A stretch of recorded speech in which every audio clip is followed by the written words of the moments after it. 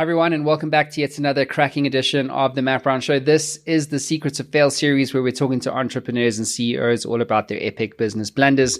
And with me in the hot seat today is Wayne Hunter, the founder and CEO of AvTek Solutions. Wayne, welcome to the show.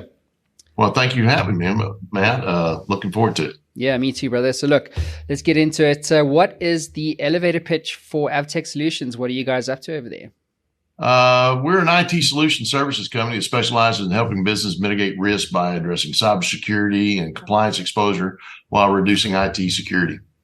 Okay, beautiful. And who's your typical customer? We target primarily the financial services area. We kind of define it banks and anything that touches a bank. So that can include, we got clients from legal to CPA, mortgage companies, title companies, bookkeeping, you name it. But because we came from the enterprise space, I still have a large customer environment that comes from anywhere from construction to medical to you name it. Mm-hmm. Well, beautiful stuff. So look, let's get into the meat and the potatoes of this series, which is the epic story of fail. And so what is your epic story of fail for our audience around the world today, Wayne? If you look about all the businesses, I've had several, and I look at a failure that just, it was one of these, it was a trial, but it was not of my own making. It was back 2008 when the market crashed. You know, I had contracts with a lot of big guys, and they took all the contracts back from me and hired almost all my people away. So one of the things was the problem was I didn't diversify right. I didn't foresee. And to me, that was the failure on my part, was not really looking at how I was going to progress and what I call streams of revenue. Right. And so what happened there? Like, how does someone come along and like steal, your people? Well, it's, when you're a small guy and you're running a business where you do pure subcontracting, and I was contracted by all the big boys, IBM Global Services to Dell to Hitachi, Network Appliance, you name them, all in the enterprise space. And when you're a small guy, it'll cost me a lot of money to go fight it. So is it really worth the fight? And these big guys know it. That's just part of the game.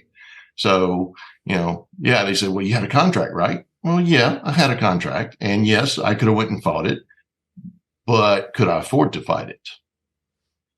And going through that, you look back and go, okay, I need to look at this a little bit differently next time and what I'm doing. And so going from where you're doing a couple of million a year to $500,000 in the red overnight, yeah, I'd call that an epic fail of my foresight. So Wayne, what did you learn from that experience?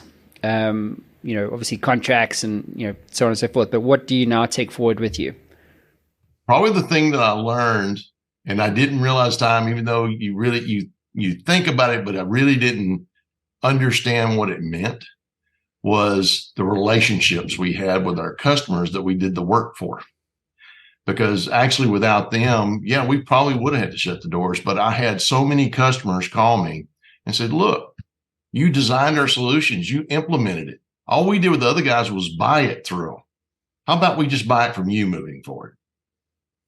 And really it was the relationships and understanding how you build them and how you nurture them, even though I kind of did it without knowing it. Then it all of a sudden hit me what I really need to focus on as a business guy. And what was that? Relationships, or? It was how you do a relationship, not only from, hey, how you doing? How's your family doing? Things of that nature, but building a relationship from a business perspective that not only me, but my whole team valued our client's team and building that. And so I pride myself now on, I could really care less if a customer knows my name. I get off on when they call me and say, hey, Joe, he is killing it. He took care of us. That's the relationship. So we switched to things I never thought about. I was a propeller head, a tech head. I didn't think about those things. So now I focus on what we call our culture, our core beliefs and what we do, and making sure we align those to our customer success. Mm-hmm. We say in our vision is to actually grow our employees through the success of our clients.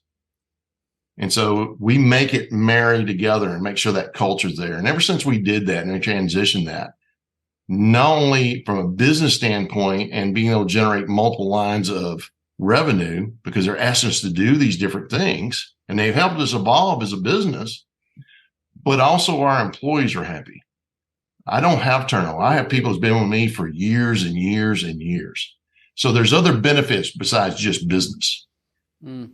How important is it for you to have the right sort of chemistry with clients? Because I'm a great believer in fewer, better clients than just trying to add clients because they add revenue. I think oftentimes one bad client can actually cost you a great person because they're like, fuck this isn't what I signed up for or what have you. So how important 100%. is chemistry, for you, Wayne?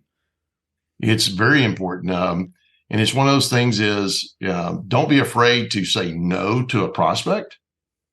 And you're going through the sales process and you're realizing, okay, you got that itch and you know the itch when you got it, honor that itch. And even if you get a client that turns bad on you, one of the things is, they can fuss at me all they want to. A client can call me up on my phone and fuss at me. I am a big boy and I can take it. But you don't do that with my people, especially when they're trying to help you. Yeah. So you can't be afraid of firing a client because like you said, that one bad apple, it gets them frustrated. And the bad part about it, we're all human. That frustration carries over to our good clients and then pisses them off. So yeah, you can't do that. I mean, you got to be willing to step up and say, okay, we're done and walk away from it. So Wayne,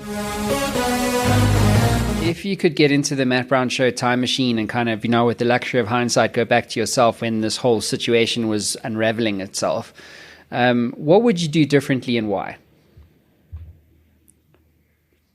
Probably the biggest change what I did was get out of the day-to-day business, working in the business and change to where I'm working on the business. And, that's an easy statement to say, but it's a ton of work that I didn't look at. And it includes how I deal with salespeople. How do I manage that? How do I market my business? How do I promote what our culture is to the world, to our clients, so they know what they're getting instead of all they know is me? That would be the biggest thing I'd change. That's really interesting. What about your advice, Wayne, to other CEOs or entrepreneurs right now, out there right now, in terms of the importance of, failing or failure and becoming successful as a CEO? Don't be afraid to fail. There's nothing wrong with failure. It's what you do with that failure that makes it good or bad. If you fail and just give up, well, yeah, you're going to fail. Don't be afraid of making a mistake and try. If it's a failure, there's been a lot of things I've done. I've tried to build a sales organization for years and failed and failed and failed and failed. But now I got one that works because I stuck to it and kept learning, opened my minds up. Where did I fail? What do I need to adjust? Don't repeat it. But, I don't know of any successful person in the world that got there without failing. None of them. You ask them, all the books, you can talk to anybody. They all did it through a succession of failures and successes.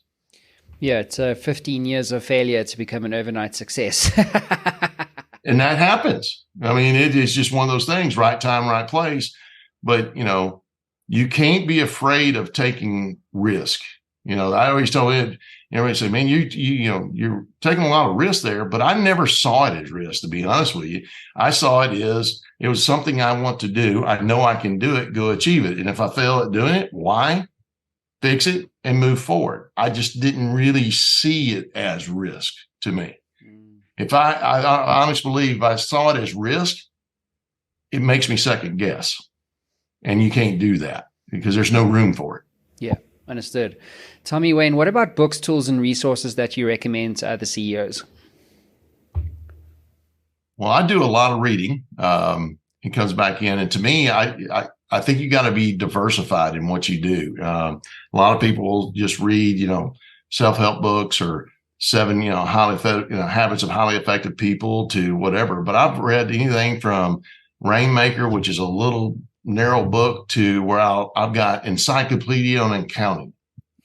Now, you talking about a dry read, but you got to fill in your background. I wasn't a business major or anything like that. I was a software engineer.